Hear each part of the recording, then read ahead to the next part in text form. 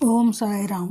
పాత దేవాలయాల జీర్ణోద్ధరణ విషయంలో బాబా ఎంతో ఆసక్తి చూపేవాడు.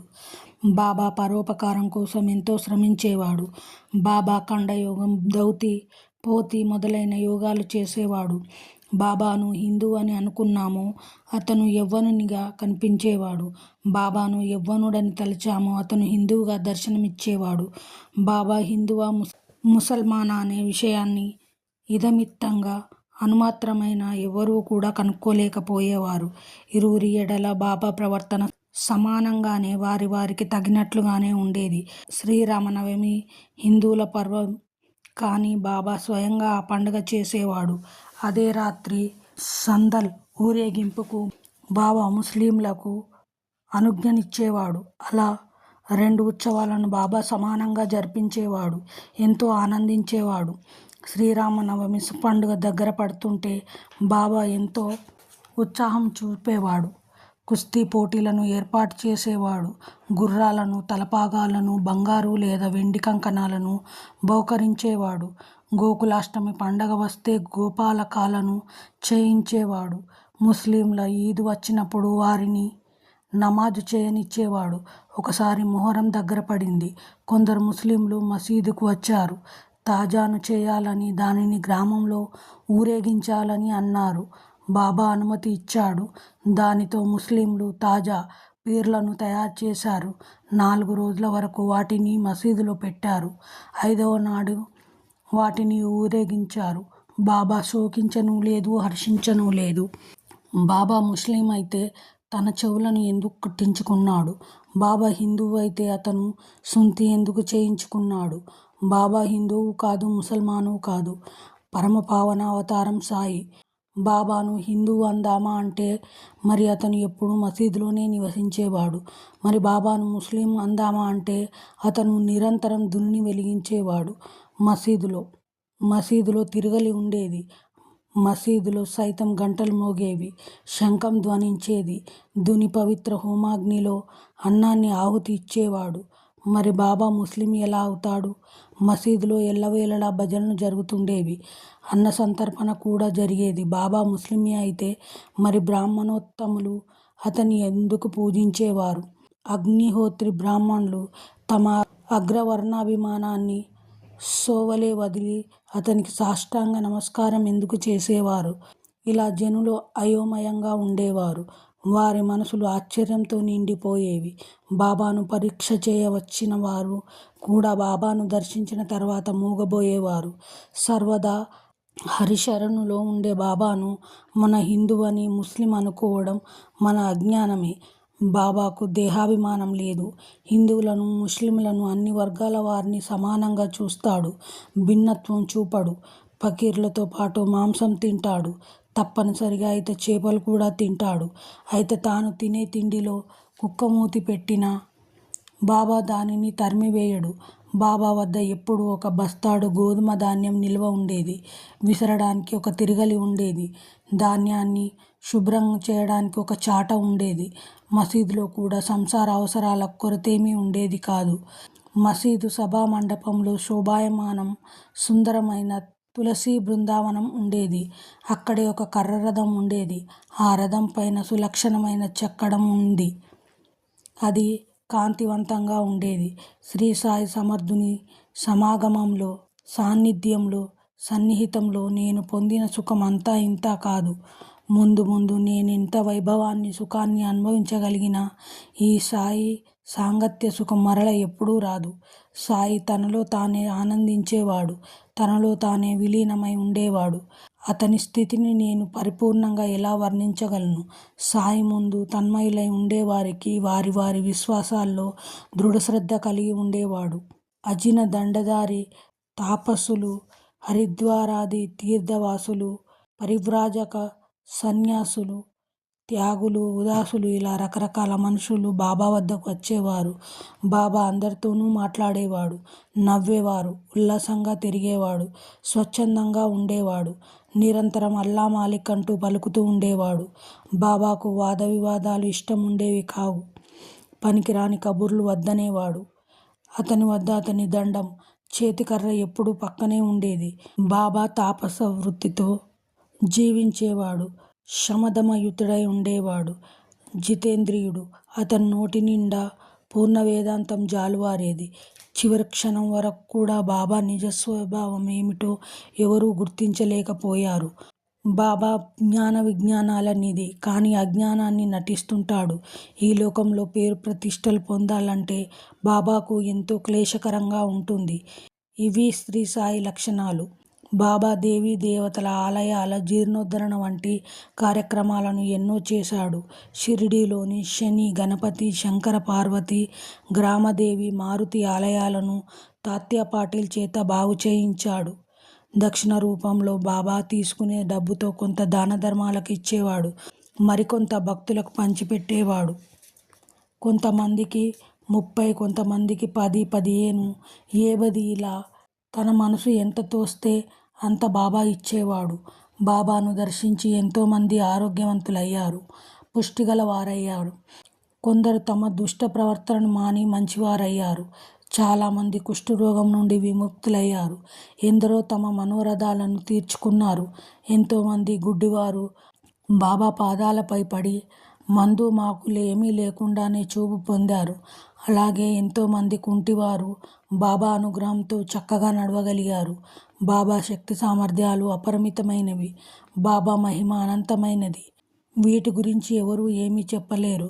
బాబా దర్శనం కోసం నలుమూలల నుండి భక్తులు గుంపులు గుంపులుగా వచ్చేవారు. బాబా ఎప్పుడూ దుని పక్కనున్న స్థలంలోనే కూర్చునేవాడు. కాలకృత్యాలు తీర్చుకొని అప్పుడప్పుడు స్నానం చేసి లేదా చేయకుండానే నిత్యం జ్ఞానమగ్నుడై ఉండేవాడు. మొదట్లో సాయి మూలికలతో వైద్యం చేసేవాడు. రోగ లక్షణాలు గ్రహించి మందులు ఇచ్చేవాడు. మంచి హస్తవాసిగల హకీం అని అతనికి పేరు వచ్చింది. ఒకసారి ఒక రోగి వచ్చాడు. కళ్ళు ఎర్రని గోళాల్లా ఉబికి ఉన్నాయి. 2 కళ్ళు కూడా ఎర్రగా వాచి ఉన్నాయి. షిరిడీలో వాటిని నయం చేసే డాక్టర్ ఎవరూ కనిపించలేదు. ఆ భక్తుడు బాబాకు తన కండ్లను చూపించాడు. వెంటనే బాబా జీడిగింజల రసాన్ని ఆ కండ్లలో వేశాడు.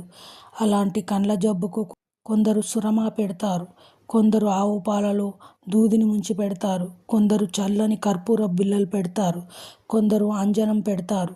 కానీ బాబా చేసిన ఈ చికిత్స విచిత్రమైనది. బాబా జీడిగింజలను నూరి వాటి రసాన్ని కళ్ళల్లో వేసి గుడ్డతో కళ్ళు కట్టారు. 2వ రోజు కట్టు విప్పారు. ఆ కండ్లపైన నీటిని ధారగా పోశాడు.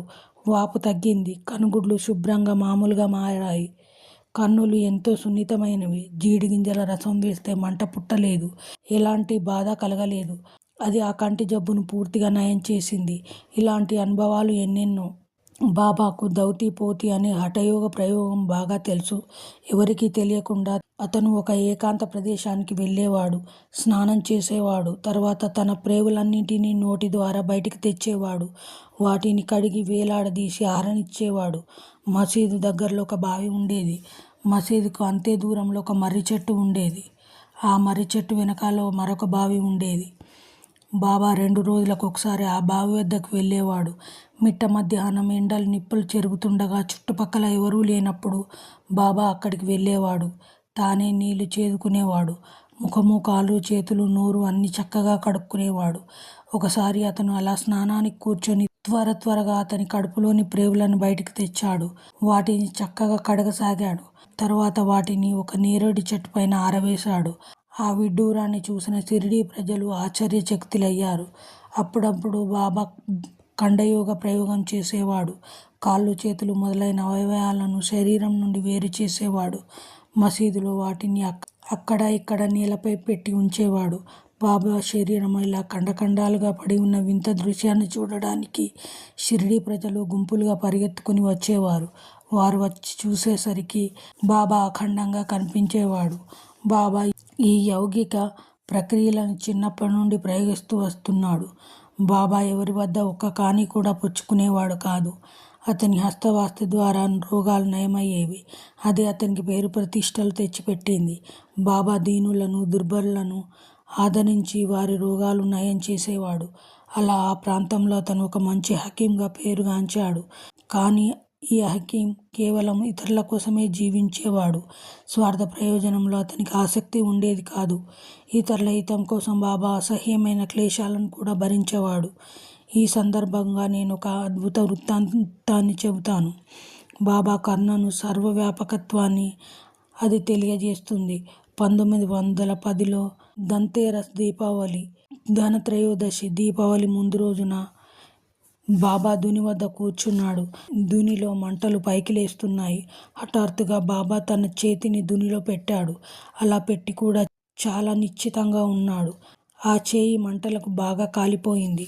మాధవ్ అనే సేవకుడు అది చూశాడు. అక్కడే ఉన్న మాధవరావు దేశపాండే కూడా ఆ దృశ్యం చూశాడు. వెంటనే బాబా వద్దకు పరిగెత్తాడు. బాబా వెనకాలకెళ్ళి నడుము 2 చేతులతో పట్టుకొని బాబాను వెనక్కి లాగివేశాడు. విభ్రాంతుడయ్యాడు. అయ్యయ్యో, ఏం పని బాబా ఇది అని అతను బాధపడ్డాడు. ఆ మాటలతో బాబా బాహ్య స్పృహలోకి వచ్చాడు. శ్యామ, ఒక పసిపిల్ల తల్లి ఒడి నుండి జారి కమ్మరి కొలిమిలో పడబోయింది. ఆమె భర్త ఆజ్ఞతో ఆమె కొలిమి తిత్తిని వేగంగా కొట్టడం, ఊదడం ప్రారంభించింది. అప్పుడు ఆమె చంకలో పిల్ల ఉంది. కానీ ఆ పని తొందరలో ఆమె ఆ పిల్ల సంగతి మర్చిపోయింది. ఆ పిల్ల ఆమె చంక నుండి జారి కొలిమిలో పడిపోయింది. కానీ నేను వెంటనే చేయి పెట్టి ఆ పిల్లను రక్షించాను. దాని ఫలితమే ఇది. చేయి కాలితే కాలిందిలే, పిల్ల మాత్రం బ్రతికింది. అంతే చాలు అని చెప్పాడు బాబా. ఈ చేయికి చికిత్స ఎలా చేయించాలని శ్యామ బాధపడ్డాడు. శ్యామ చాందోర్కర్కు ఉత్తరం రాశాడు. చాందోర్కర్ తన వెంట పరమానంద్ అనే డాక్టర్ను వెంటబెట్టుకుని వచ్చాడు. బాగోజీ షిండే బాబా కాలిన చేతిని చికిత్స చేస్తున్నాడు. ప్రతిరోజు నెయ్యి రాసి కట్టు కడుతున్నాడు. నానా బాబాను రకరకాలుగా ప్రార్థించాడు చేయి చూపించమని. డాక్టర్ పరమానంద్ కూడా కట్టు విప్పడానికి చాలా ప్రయత్నించాడు. కానీ బాబా మాత్రం ఇవాళ రేపు అంటూ చేతి గాయాన్ని చూపించకుండా ఆలస్యం చేయసాగాడు. అల్లాయే మా వైద్యుడు అనేవాడు. అలా బాబా తన చేతి గాయాన్ని చూపించనే లేదు. దాని గురించి పట్టించుకోనే లేదు. పరమానంద్ తెచ్చిన మందులు షిరిడీలో వెలుగు చూడనే లేదు. కానీ ఈ మిష మీద అతను సాయి దర్శన ఆనందాన్ని అనుభవించాడు. అది అతని సౌభాగ్యం. బాగోజీ మాత్రం ప్రతిరోజు బాబాకు సేవ చేసేవాడు. అతను మాత్రం బాబా చేతి కట్టు విప్పి నెయ్యి రాసి ఆకులు పెట్టి మరలా గుడ్డతో కట్టు కట్టేవాడు. కొన్ని దినాలలోనే ఆ గాయం మానిపోయింది. అందరి చింత దూరమైంది. గాయం మానిపోయిన చేయి నయం అయిన బాబా మాత్రం ప్రతిరోజు ఉదయం బాగోజీతో నెయ్యి రాయించుకునేవాడు, కట్టు కట్టించుకునేవాడు. మరి ఎందుకు అలా చేశాడో? చేతికి నొప్పి లేదు, గాయం లేదు. అయినా అనవసరంగానే చేతిని నీతితో మర్దన చేయించుకునేవాడు. బాగోజీ సేవలు అక్కర్లేదు. అయితే బాగోజీ హితం కోసం అతని బాగోజీతో సేవ చేయించుకున్నాడు. పూర్వజన్మలోని పాపకృత్యాల కారణంగా బాగోజీకి కుష్ఠవ్యాధి సోకింది. అయితే అతని పూర్వజన్మల సుకృతం కూడా గొప్పదే. సాయి సాంగత్యం, సేవాభాగ్యం అతనికి లభించాయి. బాబా ప్రతిరోజు లెండికి వెళ్ళేవాడు. అప్పుడు బాగోజీ బాబాకు గొడుగు పట్టి నడిచేవాడు. బాగోజీ శరీరమంతా కుష్ఠపుల్లతో నెత్తురు కారుతూ ఉండేది. అయినా బాబా సేవకులలో అతనే ముందుండేవాడు. ప్రతిరోజు ఉదయం బాబా ధుని వద్దనున్న స్తంభానికి ఆనుకొని కూర్చునేవాడు. అప్పుడు బాగోజీ వచ్చి తన సేవలు అందించేవాడు. బాబా చేతులకు కాళ్లకు ఉన్న కట్లు విప్పేవాడు, మర్దన చేసేవాడు, నెయ్యి రాసేవాడు. అతను బాబా సేవలో ఆనందించేవాడు. ఇది అతని సౌభాగ్యం. ఒకసారి గ్రామంలో ప్లేగు వ్యాధి వ్యాపించింది. దాదాసాహెబ్ కాపర్దే చిన్న కుమారుడు తల్లితో పాటు షిరిడీలో ఉండేవాడు. వాడికి తీవ్రమైన జ్వరం తగిలింది, పెరగసాగింది. అది చూసి తల్లి భయంతో గాబరా పడిపోయింది. అశాంతితో ఆందోళన చెందసాగింది. ఆమె సొంత గ్రామం అమరావతి. అక్కడికి వెళ్ళిపోవాలని ఆమె అనుకుంది. సాయంకాలం అవకాశం చూసుకొని ఆమె బాబా అనుమతి తీసుకుందామని అనుకుంది. సాయంకాలపు నడకలో బాబా వాడా వైపు వచ్చాడు. అప్పుడు ఆమె బాబా వద్దకు వచ్చి బాబా పాదాలను చుట్టేసుకుంది. జరిగిన విషయమంతా చెప్పి శోకించింది. సాధారణంగా స్త్రీలు సున్నిత మనస్కులు. ప్రతి చిన్న విషయానికి తెగ గాబరా పడుతుంటారు. అందులో కుమారుడు జ్వరంతో వణికిపోతున్నాడు. పైగా గ్రామంలో ప్లేగు వ్యాధి ఉంది. దానితో ఆమె తెగ భయపడిపోయి బాబాకు అంతా చెప్పి ఏడ్చేసింది. బాబా ఆమెను మృదువుగా ఓదార్చాడు. అమ్మా, ఆకాశం మబ్బులు కమ్మి ఉంది. త్వరలోనే వర్షం కురుస్తుంది. పంటలు పండుతాయి. మబ్బులు కరిగిపోతాయి. ఎందుకు భయపడుతున్నావు అని చెప్పాడు. తన కఫ్నీని నడుం వరకు పైకెత్తాడు. తన శరీరం పైన ఉన్న ప్లేగు బొబ్బలను అందరికీ చూపించాడు. ఆ బొబ్బలు 4 ఉన్నాయి. కోడిగ్రుడ్ల ఆకారంలో ఉన్నాయి. శరీరంలో 4 వైపులా మెరుస్తున్నాయి. చూడు తల్లి, నీ కుమారుని జబ్బనంతా నేను స్వీకరించాను అన్నాడు బాబా. ఈ అద్భుత లీలను చూసి అందరూ విభ్రాంతులయ్యారు. ఆహా! ఈ మహాత్ములు తమ భక్తుల బాధలను తామే స్వీకరించి అనుభవిస్తున్నారా? ఎంత కరుణగలవారో! ఒకసారి నానాసాహెబ్ నందూర్ బార్ నుండి పండరీపూర్కు ప్రయాణమయ్యాడు. నానా ఎంతో భాగ్యశాలి. నిజంగా బాబా ఎడల అతని భక్తి ప్రవృత్తులు, సేవా శుశ్రూషలు ఫలవంతమయ్యాయి. ఈ భూలోకంలోనే అతనికి వైకుంఠం లభించింది. పండరీపూర్కు అతన్ని మామలతదారుగా ప్రభుత్వం నియమించింది. నందూర్బార్లో అతనికి ప్రభుత్వ ఆజ్ఞాపత్రం అందింది. దాని ప్రకారం అతను వీలైనంత త్వరగా పండరీపూర్ వెళ్ళాలి. అందుకని అతను వెంటనే ప్రయాణ ఏర్పాట్లు చేసుకున్నాడు. బాబా దర్శనం కూడా చేసుకోవాలనుకున్నాడు. తన కుటుంబంతో సహా అతను షిరిడీ వెళ్ళాలనుకున్నాడు. అతనికి నిజంగానే షిరిడీయే పండరీపురము. ముందుగా బాబాకు నమస్కరించాలని అతని ఆలోచన. అతను షిరిడీలో ఎవరికీ ఏ ఉత్తరము రాయలేదు. అతని రాక షిరిడీలో ముందుగానే ఎవరికీ ఏ రకంగానూ తెలియలేదు. సామానంతా సర్దుకొని అతను కుటుంబంతో సహా రైలు ఎక్కాడు. సాయి కన్నులు సర్వవ్యాపకాలు కదా, అతనికి అన్నీ తెలుసు. నానా నిమ్గావ్ చేరాడో లేదో, షిరిడీలో ఒక అద్భుతం జరిగింది. మసీదులో బాబా మహల్సాపతిని, అప్పా షిండే, కాశీరాం మరికొందరు భక్తులతో మాట్లాడుతున్నాడు. ఉన్నట్లుండి బాబా, మనం నలుగురం భజన కీర్తన చేద్దాం రండి. పండరీపూర్లో ద్వారాలు తెరుచుకున్నాయి. మనం ఆనందంగా భజన చేద్దాం అన్నాడు. సాయికి అన్నీ తెలుసు. గతం, వర్తమానం, భవిష్యత్తు అన్నీ తెలుసు. నానా వస్తున్నట్లు కూడా బాబాకు తెలిసిపోయింది. నానా ఊరి పొలిమేరల్లో వాగు వద్దకు వచ్చాడు. అప్పుడు బాబా మరింత ఉత్సాహంగా భజన పాడసాగాడు. పండరీపూర్కు వెళ్తాను, నే వెళ్తాను, అక్కడే ఇక ఉంటాను, నేనుంటాను, అక్కడే నేనుంటాను, మా ప్రభువు నివాసంలోనే నేనుంటాను. బాబా భజన స్వయంగా పాడుతున్నాడు. చుట్టూతా కూర్చున్న భక్తులంతా ఆ పాటలో తమ గొంతులు కూడా కలిపారు. అందరి మనసులు పండరి విఠలుని ఎడల భక్తి ప్రేమలతో పరవశమయ్యాయి. ఆ సమయంలో నానా అక్కడికి వచ్చాడు. అతను, అతని కుటుంబం వారంతా బాబాకు పాదాభివందనం చేశారు. మహారాజ్, మేం పండరీపూర్ వెళ్తున్నాం. నువ్వు సదా మాతో పాటే ఉండాలి, యథేచ్ఛగా అక్కడ నివసించాలి అని నానా వేడుకున్నాడు. కానీ ఆ వేడుకోలు అంత అవసరం లేదని భక్తులు నానాకు చెప్పారు. బాబా పండరీపూర్ వెళ్ళడానికి ఉత్సాహం చూపుతున్నాడని బాబా పాడిన పాట భజన గూర్చి చెప్పారు. నానా ఆశ్చర్యచకితుడయ్యాడు. బాబా లీల అతన్ని పూర్తిగా విస్మయపరిచింది. అతను బాబా వేషంతో గద్గదుడయ్యాడు. తన తలను బాబా పాదాలపై పెట్టాడు. బాబా నానాకు ఊది ప్రసాదం ఇచ్చాడు.